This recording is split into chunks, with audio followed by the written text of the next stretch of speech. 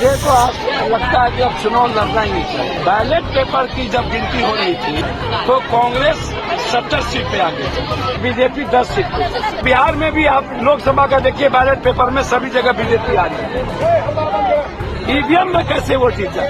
अगले बार अयोध्या में बीजेपी हारी थी और इस बार वैष्णो देवी में बीजेपी हारी। नमस्कार, लाइव सिटीज में आपका स्वागत है। मैं हूं आपके साथ प्रीति झा।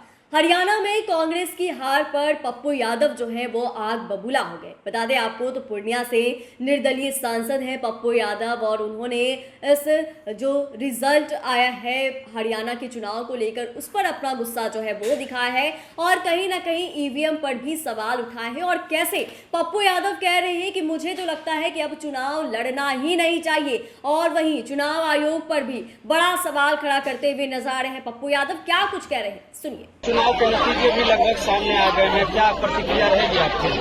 देखिए, मुझे तो लगता है कि अब चुनाव लड़ना ही नहीं चाहिए। जिस तरीके से अब मुझे समझ में नहीं आती है। देखिए, मैं बैलेट पेपर की जब गिनती हो रही थी, बैलेट पेपर तो कांग्रेस 70 सीट पे आ गई और बीजेपी 10 सीट पे। और जैसे ही मशीन खुला, ईवीएम खुला, बैलेट पेपर पर जब गिनती हो रहा तो कांग्रेस 70 सीट, और बिहार में भी आप लोकसभा का देखिए, बैलेट पेपर में सभी जगह बीजेपी आ रही है। ईवीएम में कैसे वो जीत जाता?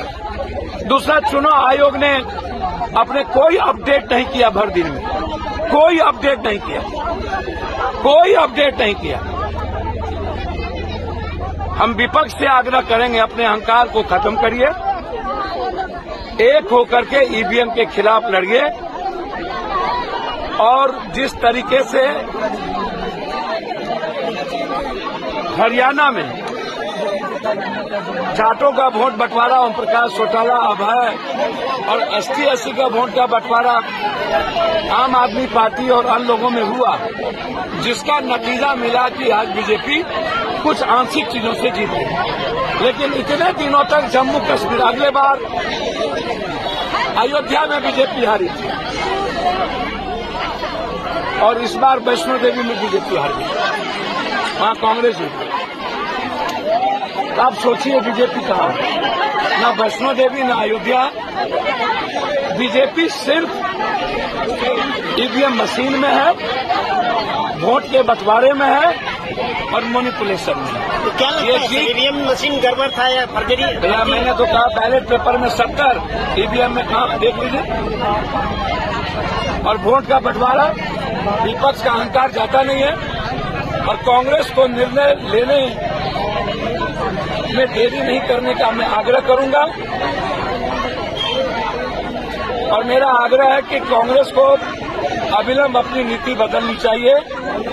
बिहार और देश कांग्रेस को देख रहे हैं। तो आपने सुना कि हरियाणा में कांग्रेस की हार पर पप्पू यादव कैसे आग बबूला हो गए हैं। उन्होंने कहा है कि आप देख सकते हैं कि किस तरीके से तमाम चीजें जो है वो हुई है। चुनाव आयोग को भी आपने देखा कि दिन भर उन्होंने कोई अपडेट जो है वो नहीं दिया है। और वही विपक्ष से भी कहा है कि अहंकार छोड़ दीजिए, सबको एकजुट होइए और ईवीएम के खिलाफ अपनी आवाज जो है वो उठाइए। चैनल को सब्सक्राइब करें, फेसबुक पेज को लाइक करें। धन्यवाद।